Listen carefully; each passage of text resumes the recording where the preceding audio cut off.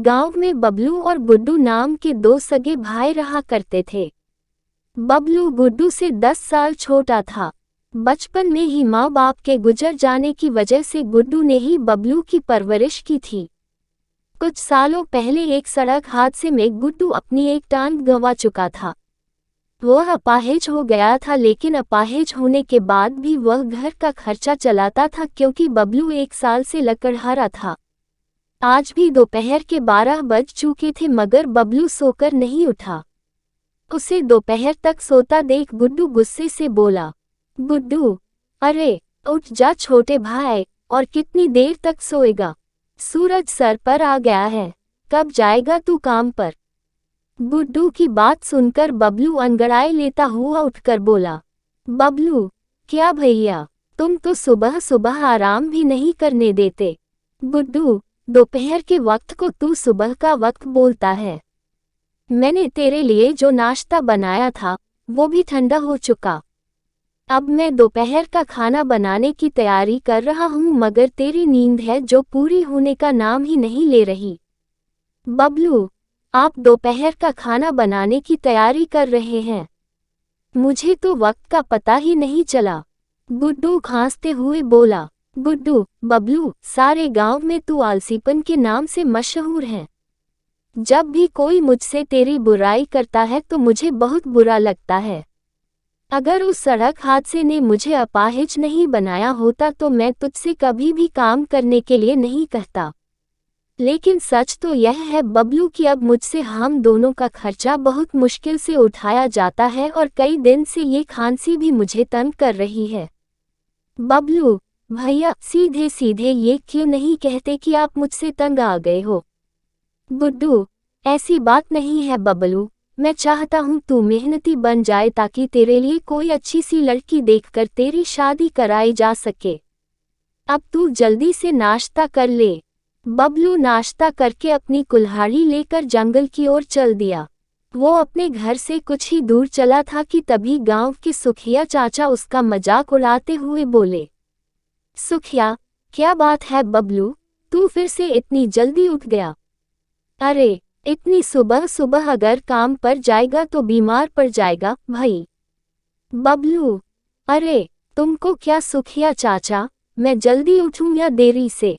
मेरी मर्जी। बबलू की बात सुनकर सुखिया के चेहरे पर गुस्सा झलकने लगा। सुखिया, क्या बोला? जब तेरी मर्जी होगी तब तू सोकर उठेगा। बेशर्म, शर्म तो तुझे आती नहीं है। इतना बड़ा हट्टा कट्टा हो गया है। तेरा बड़ा भाई दूसरों की गुलामी कर अपना और तेरा पेट भरता है और तू दिन भर घोड़ों की तरह सोया रहता है। सुखिया की बात सुनकर बबलू के चेहरे पर भी क्रोध झलकने लगा। वो तेज तेज कदमों से जंगलों की ओर चला गया और एक पेड़ के पास जाकर गुस्से से अपने आप से बोला, बबलू, ये गांव के लोग अपने आप को पता नहीं क्या समझते हैं। जरा से मेहनती क्या हो गए, मेरा मजाक उड़ाने में कोई कसर नहीं छोड़ते।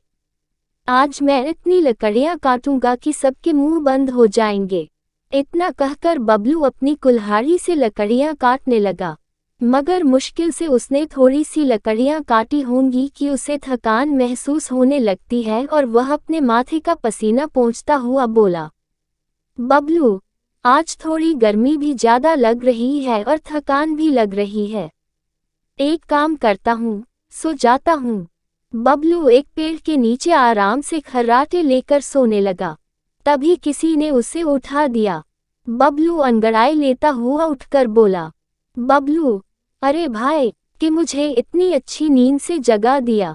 इतना अच्छा सपना देख रहा था कि मैं एक महल में बैठकर अच्छा अच्छा भोजन कर रहा हूँ। ये कहकर बबलू इधर उधर देखने लगा। उसने देखा कि इसके सामने एक साधु खड़ा हुआ उसे क्रोधित भरी नजरों से देख रहा था।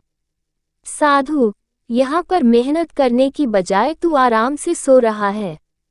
तुझे ऐसा करते हुए मैं काफी दिन से देख रहा हूँ। मैं तुझे चेतावनी देने आया हूँ। सुधर जा, मुसीबत तेरे सर पर खड़ी है। बबलू, ऐ कैसी मुसीबत बाबा, जाओ और सोने दो। साधु, मैंने अपने जीवन में तेरे जैसा आलसी लकड़हारा नहीं देखा। लकड़ियाँ काटने की बजाय तू सोता है।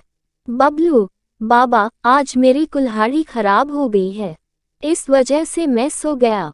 बबलू ने इतना ही कहा था कि उस साधु ने अपना हाथ पीछे की ओर कर लिया। अचानक बबलू ने देखा कि उसके हाथ में कुल्हाड़ी आ गई। साधु, मेरी कुल्हाड़ी नई और बहुत अच्छी है, इससे लकड़ियाँ जल्दी कटेगी। बबलू, अरे जाओ बाबा, नहीं चाहिए मुझे तुम्हारी ये कुल्हाड़ी, मैं सिर्फ अपनी कुल्हाड़ी से ही लकड़ियाँ काटता हूँ। साधु, आलसी लकड़हारे, ये क्यों नहीं कहता कि तुझे काम नहीं करना? मैं तो तुझे चेतावनी देने आया था, लेकिन अब लगता है कि तुझसे कुछ भी बात करना बेकार है।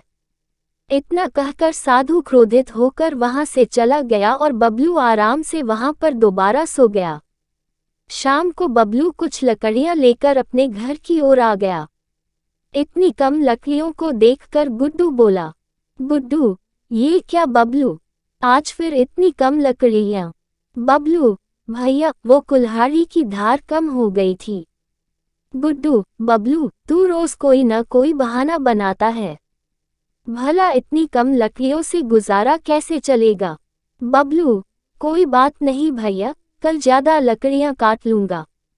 इतना कहकर बबलू अंदर चला गया और खाना खाकर सो गया। अगली रोज वो अपनी आदत के मुताबिक दोपहर में ही उठा और हमेशा की तरह पेड़ के नीचे जाकर सो गया। ऐसा कई दिन तक चलता रहा। सच तो ये है कि गुड्डू उसे समझा समझा कर तंग आ चुका था। गुड्डू की खांसी भी अब बढ़ चुकी थी। अब वह रोज रात को बुरी तरह से खांसता रहता था। एक रोज बबलू दोपहर में जब उठा तो उसने देखा कि उसका बड़ा भाई गुड्डू लेटा हुआ था। बबलू, क्या भैया, आप मुझसे बोलते हो कि जल्दी नहीं उठते और आज आप खुद दोपहर तक लेटे हुए हो। आपने तो आज खाना तक नहीं बनाया, अब खाली पेट में काम पर कैसे जाऊंगा? गुड्डू, आज मुझे शरीर में बहुत ज्यादा कमजोरी महसूस हो रही थी। बबलू, मैं चाहकर भी उठ नहीं पाया। तू एक काम कर, तू बाजार से कुछ खा पी लेना। गुड्डू उठकर बैठ गया। तभी गुड्डू को जोर जोर से खांसी होने लगी और खांसी के साथ गुड्डू के मुंह से खून भी आने लगा। बबलू, खांसी के साथ आपके मुंह से तो खून आ रहा है। इतना कहकर बबलू ने गुड्डू का हाथ पकड़ लिया। बबलू, भैया आपको तो बहुत तेज बुखार भी है। गुड्डू, अरे कुछ नहीं बबलू, हल्का हल्का बुखार है और कभी कभी खांसी के साथ खून भी आ है। बबलू, नहीं भैया, आप चलिए मेरे साथ, मैं आपको अभी और इसी वक्त डॉक्टर के यहाँ ले चलता हूँ। बबलू भले ही एक आलसी व्यक्ति था, लेकिन वह अपने बड़े भाई से अपने पिता की तरह प्यार करता था। बबलू जबरदस्ती गुड्डू को डॉक्टर के यहाँ ले जाता है। डॉक्टर ने गुड्डू की पूरे शरीर की जांच पड़ताल की और बेहद गंभीर नजरों से बबलू की ओर देखकर बोला, डॉक्टर, गुड्डू की हालत सही नहीं है, उसके फेफड़े बहुत कमजोर हो चुके हैं, उसे इलाज की सख्त जरूरत है और इसके लिए हमें उसका ऑपरेशन करना पड़ेगा, तभी गुड्डू को आराम मिलेगा और वो ठीक हो पाएगा। बबलू, ऑपरेशन तो बहुत महंगा होता है डॉक्टर साहब। डॉक्टर, तुमने सही कहा बबलू, तुम्हें 50,000 रुपये का जल्द से जल्द इंतजाम करना है। 50,000 रुपये का नाम सुनकर बबलू बुरी तरह से घबरा गया, लेकिन उसने डॉक्टरों को कुछ भी जाहिर होने नहीं दिया। बबलू, ठीक है डॉक्टर साहब, एक हफ्ते के अंदर अंदर मैं 50,000 रुपये का इंतजाम कर दूंगा। डॉक्टर, ठीक है, तब तक दवाइयाँ देते रहना, तुम उसे खून आना बंद हो जाएगा और बुखार भी उतर जाएगा। उसके बाद बबलू गुड्डू को घर ले आया। अब उसे अपने आलसीपने पर बहुत गुस्सा आ रहा था। वो किसी भी कीमत पर अपने पिता जैसे बड़े भाई को खोना नहीं चाहता था। अगले दिन बबलू सुबह सुबह उठकर मुखिया के पास चला गया। बबलू को देखकर मुखिया मूंछों पर ताव देता हुआ मुस्कुराते हुए बोला, मुखिया, क्या बात है बबलू, आज सुबह सुबह मेरे घर का रास्ता कैसे भूल गया तू? आज तो तू सुबह 6 बजे ही उठ गया। बबलू, मुखिया जी, मेरे बड़े भाई की तबीयत बहुत खराब है। मुखिया, तो इसका मतलब तू मुझसे पैसे उधार मांगने आया है। बबलू, मुखिया जी, आपने बिल्कुल सही कहा। मुझे 50,000 रुपए की सख्त जरूरत है। उसके बदले आप मुझसे जो भी काम करवाओगे, मैं मेहनत से करूंगा और जल्द से जल्द आपके पैसे कटवा दूंगा।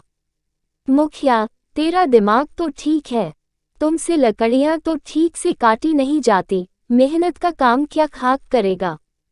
और वैसे भी ये तो एक दिन होना ही था। बेचारा गुड्डू मेहनत कर करके तुझे पाल पोस कर बड़ा कर रहा था और खुद बीमार होकर घर पर बैठ गया। मुखिया ने बबलू को पैसे और काम देने से साफ इनकार कर दिया। थक हार कर बबलू सुखिया चाचा के पास पहुंचा। सुखिया के पास बहुत खेती थी। बबलू को देखकर सुखिया बोला, सुखिया, क्या बात है बबलू, आज तू बहुत जल्दी उठ गया। पूरे गांव में मिठाई बंटवा दूं क्या। बबलू, सुखिया चाचा, मेरे भाई की तबीयत ठीक नहीं है। डॉक्टर ने ऑपरेशन बताया है। मुझे 50,000 रुपए की सख्त जरूरत है। आप मुझे पैसे दे दो और उसके बदले आप जितने साल मुझसे अपने खेतों में काम करवाना चाहते हैं, मैं करने को तैयार हूँ। सुखिया, बबलू, तुझे सुबह सुबह में ही मिला था। अरे, तेरे आलसपने के चर्चे सिर्फ इस गांव में नहीं बल्कि दूसरे गांव में भी मशहूर है। सब जानते हैं बबलू कि तू मुश्किल से 2-4 लकड़ियां काटकर पूरे दिन सोता रहता है। अरे, तू तो उठकर एक गिलास पानी भी नहीं पी सकता। खेतों में क्या खाक काम करेगा। चल भाग यहाँ से। बबलू रोता हुआ उदास मन से अपनी कुल्हाड़ी लेकर जंगल की ओर चला गया और एक पेड़ के पास जाकर लकड़ियां काटने लगा। बबलू ने 3 घंटे बगैर रुके लगातार लकड़ियां काटी और अपने आप से रोते हुए बोला, बबलू, मैं क्या करूं? अगर मैं सारा दिन मेहनत से काम करता रहूं तब भी मैं 50,000 रुपए नहीं जोड़ पाऊंगा। मैं अपने भाई का ऑपरेशन कैसे करवा पाऊंगा? काश मैं आलसी नहीं होता तो आज मुझे किसी के सामने हाथ फैलाने की जरूरत नहीं पड़ती। भैया सही कहते थे कि मेरा ये आलसीपन मुझे एक दिन बहुत बड़ी मुसीबत में फंसाएगा। तभी उसके कानों में उसी साधु की आवाज टकराई। साधु, मैंने तुमसे कहा था ना कि मुसीबत तेरे सिर पर मंडरा रही है, लेकिन तूने मेरी बातों को मजाक में उड़ा दिया। बबलू ने देखा कि उसके सामने वही साधु खड़ा हुआ था जो कुछ समय पहले उसे चेतावनी देकर गया था। बबलू, आपने सही कहा था बाबा, मैं वाकई बहुत बड़ी मुसीबत में फंस गया हूँ। मेरे भैया की तबीयत सही नहीं है। डॉक्टर ने 50,000 रुपए का इंतजाम करने को बोला है। मैंने हर गांव में हर किसी से मदद मांगी मगर सबने मेरी मदद करने से साफ इनकार कर दिया। साधु, इस दुनिया में कोई किसी की बेवजह मदद नहीं करता बबलू। उन्होंने तेरी मदद इस वजह से नहीं की क्योंकि तू एक आलसी व्यक्ति है।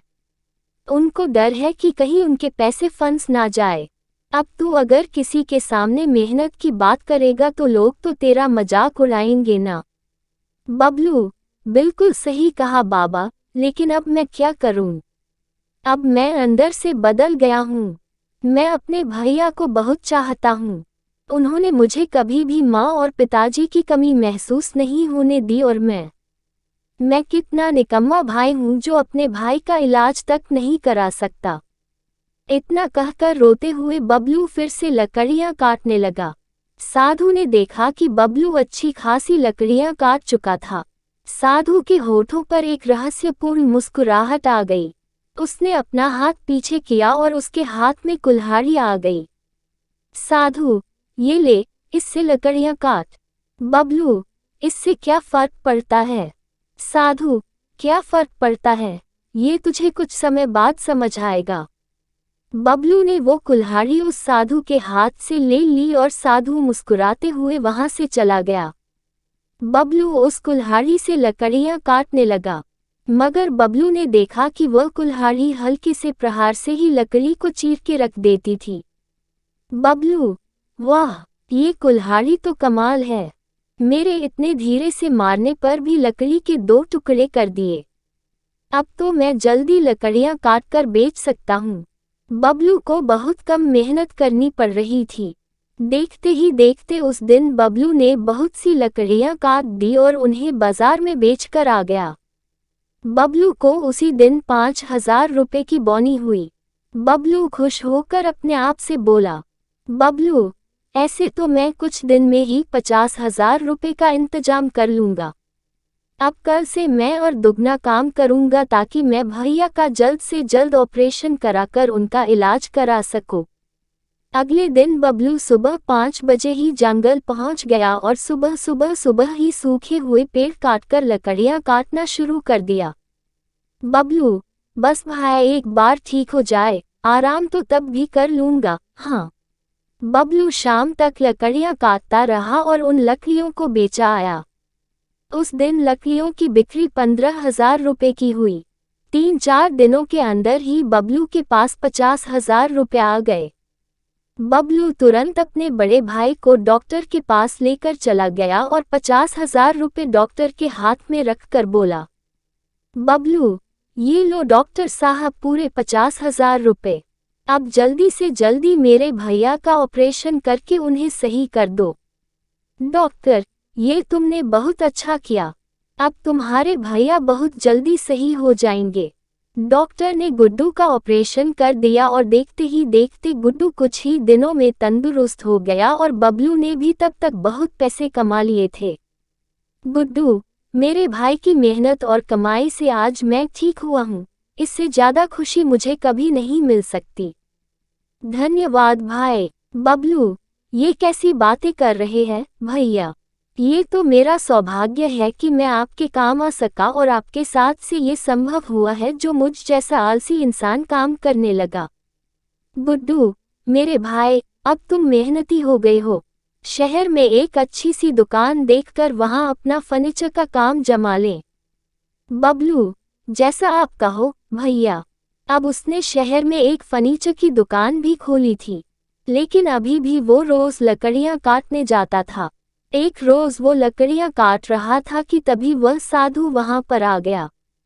उस साधु को देखकर बबलू उसके पैरों पर गिरकर बोला, बबलू, ये उस कुल्हाड़ी का ही चमत्कार था साधु महाराज कि मेरे घर के हालात सही हो गए। मेरे भैया का ऑपरेशन हो गया और मैंने अब शहर में लकड़ी के फर्नीचर की दुकान भी कर ली है। साधु, ये सब इस कुल्हाड़ी का ही कमाल नहीं है बबलू।